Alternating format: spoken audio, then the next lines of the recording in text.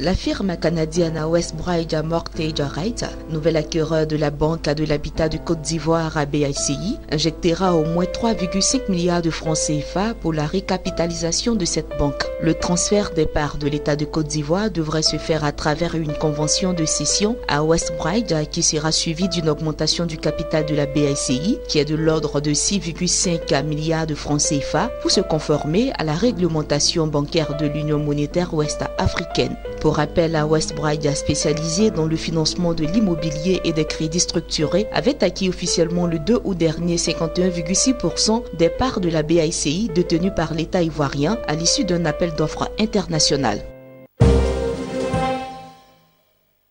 Au cours de l'année 2016, le Maroc et la France ont occupé les premières places de l'investissement direct à étranger sur de nouveaux projets en Côte d'Ivoire. Avec un apport de capital estimé à 213 millions de dollars sur 4 projets, le Royaume chérifien a été le premier apporteur de fonds, tandis que la France est première en termes de nouveaux projets soutenus et deuxième en termes de capitaux injectés avec 112 millions de dollars. Les autres pays ayant investi sur de nouveaux projets en Côte d'Ivoire durant l'année 2016 sont les États-Unis avec 22 millions de dollars injectés sur 3 projets, le Royaume-Uni avec 17 millions de dollars sur 2 projets et la Chine 16 millions de dollars sur 2 projets. La Côte d'Ivoire a au total bénéficié de 747 millions de capitaux neufs sur des projets qui se sont traduits par la création de 3787 nouveaux emplois.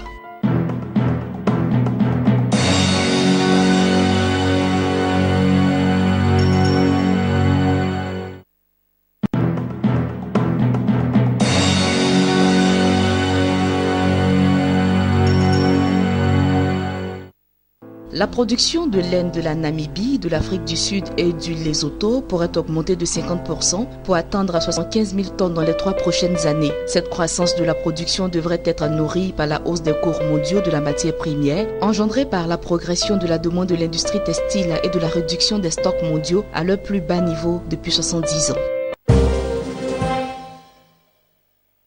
Avec l'appui de la Banque africaine de développement BAD, le Fonds africain pour l'énergie durable a approuvé une subvention de 975 000 dollars, soit plus de 500 millions de francs CFA, pour appuyer le programme CISO pour l'électrification hors réseau à travers la distribution de kits scolaires PEGO à usage domestique. La première phase de ce programme d'électrification rurale vise à participer à l'amélioration des conditions de vie des populations rurales togolaises. Elle devrait favoriser le déploiement de 300 000 unités solaires individuelles sur une période de 5 ans dans les zones rurales éloignées par le biais des technologies de paiement mobile. Aussi, ce programme devrait préparer le terrain à des investissements plus lourds dans le secteur énergétique en milieu rural.